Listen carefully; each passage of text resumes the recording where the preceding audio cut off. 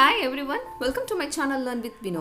இன்னைக்கு நம்மளோட வீடியோல என்னன்னு பார்க்கிறதுக்கு முன்னாடி நம்மளோட சேனல் இதுவரைக்கும் சப்ஸ்கிரைப் பண்ணாம இருந்தீங்கன்னா ப்ளீஸ் சப்ஸ்கிரைப் பண்ணிடுங்க. இப்போ நம்ம பார்க்க போற ஐட்டம் ஓமப்பொடி. இந்த ஸ்நாக்ஸ் ரொம்ப சுலபமா செஞ்சிடலாம். பிகினர்ஸா இருந்தாலும் நீங்க செஞ்சதுக்கு அப்புறம் நீங்களே ஆச்சரியப்படுவீங்க இந்த ஸ்நாக்ஸ் நீங்க செஞ்சீங்களான்னு. வாங்க இதுக்கு நான் இப்போ 2 கப் அளவுக்கு கடலை மாவு எடுத்துருக்கிறேன். நல்லா சலிச்சிட்டு எடுத்துக்கோங்க. இது கூடவே 1/2 கப் அளவுக்கு அரிசி மாவு. நான் இப்போ எடுத்துருக்கிறது கொழுக்கட்டை மாவு தான். நீங்கள் எந்த மாவுனாலும் எடுத்துக்கோங்க, அரிசி மாவு. இது கூட நம்ம ஓமம் சேர்க்க போகிறோம். 2 டேபிள் ஸ்பூன் அளவுக்கு ஓமம் எடுத்துக்கோங்க. நல்ல மணமாக இருக்கும் ஓமம் சேர்க்கும் போது. இது ஒரு மிக்சி ஜாரில் இப்போ பொடிச்சு எடுத்துக்கலாம். இந்த மாதிரி பொடிச்சதுக்கு அப்புறமா இது கூட 2 பூண்டு பல் சேர்த்துக்கோங்க. நல்ல வாசமாக இருக்கும். இந்த அரைச்சாச்சு. இது கூட இப்போ 1/4 கப் அளவுக்கு தண்ணியை சேர்த்து இதை வடித்து எடுத்து வச்சுக்கலாம்.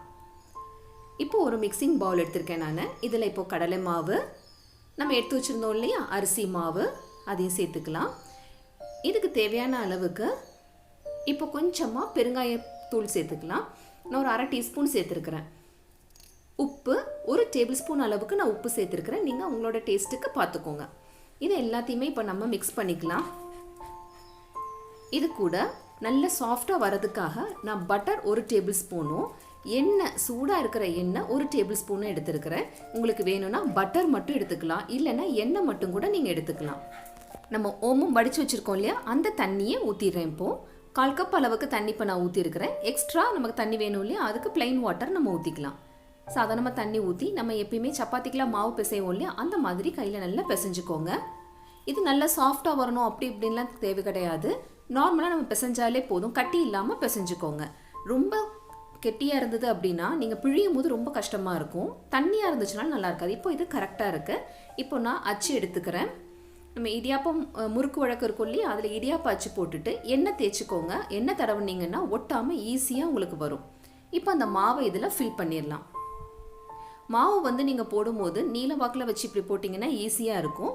அதே மாதிரி மேலே கொஞ்சமாக கேப் விட்டுக்கோங்க. அப்போ தான் உங்களுக்கு மூடி போட்டுட்டு நம்ம சுற்றி எடுக்கும்போது கொஞ்சம் ஈஸியாக இருக்கும்.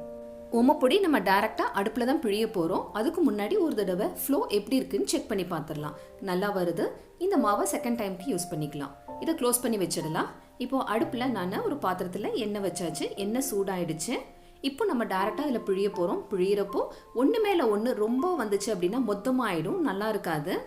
பரவலாக பிழிஞ்சு விட்டுட்டு கரண்டி வச்சு இந்த மாதிரி அழுத்தி விடுங்க. அப்போ தான் நல்லா வேகும். இப்போ இன்னொரு பக்கம் திருப்பி போட்டுடலாம். வெந்துருச்சான்னு நம்ம செக் பண்ணுறதுக்கு அந்த மேலே நுரையாக வந்திருக்குது இல்லையா, அந்த நுரை எல்லாமே அடங்கும். அது அடங்கினதுக்கப்புறம் வெந்துருச்சுன்னு அர்த்தம். இப்போ நம்ம எடுத்துடலாம். கலர் சேஞ்ச் ஆகக்கூடாது, எல்லோவாகவே இருக்கணும். இப்போ நல்லா எண்ணெயை வடிச்சிட்டு இப்போ எடுத்துடலாம். ரொம்ப ஈஸியான வேலை தான். நல்ல சாஃப்டாக கிறிஸ்பியாக இருக்கும் இந்த ஓமப்பொடி. இதேமாதிரி இப்போ அடுத்தடுத்து நான் பிழிய போகிறேன். எண்ணெய்க்கு பக்கத்தில் ரொம்ப கை கொண்டு போகாதீங்க, ஆவி அடிக்கும், கை ரொம்ப சூடாகும். அவ்வளோதான், ரொம்ப ஈஸியான வேலை தான். 1/2 மணி நேரத்தில் ஒரு பாக்ஸ் ஃபுல்லாக நம்ம ஸ்நாக்ஸ் சீக்கிரமாக ரெடி பண்ண முடியும். அவ்வளோதான். இப்போ லாஸ்ட்டாக நான் கருவேப்பிலை கொஞ்சமாக பொரிச்சு எடுக்க போகிறேன். கருவேப்பிலை போடும்போது ஜாக்கிரதையாக இருந்துக்கோங்க, மேலே தெரிச்சிடாமல் நல்லா ஃப்ரை பண்ணி நீட்டாக எடுத்துக்கோங்க. அவ்வளோதான். இப்போ நம்மளுடைய ஓமப்பொடி ரெடி ஆயிடுச்சு. இந்த கருவேப்பிலையோடு சாப்பிடும்போது ரொம்பவே டேஸ்ட்டாக இருக்கும் இந்த ஓமப்பொடி. அழகாக தட்டு ஓமப்பொடி எல்லாமே இப்போது ரெடியாக இருக்குது. இந்த வீடியோ பிடிச்சிருந்ததுன்னா லைக் பண்ணுங்கள். உங்களோட மற்ற ஃப்ரெண்ட்ஸ்க்கு இதை நீங்கள் ஷேர் பண்ணுங்கள். மறக்காமல் இந்த ஓமப்பொடியை நீங்கள் வீட்டில் செஞ்சு பார்த்துட்டு எப்படி இருந்ததுன்னு சொல்லிட்டு கமெண்ட் பண்ணுங்கள். இப்போது இந்த ஓமப்பொடி சாப்பிட்றதுக்கு நான் ரெடியாக இருக்கேன். நெக்ஸ்ட் உங்களை வேற ஒரு வீடியோவில் மீட் பண்ணுறேன். Until then, bye bye. Happy learning.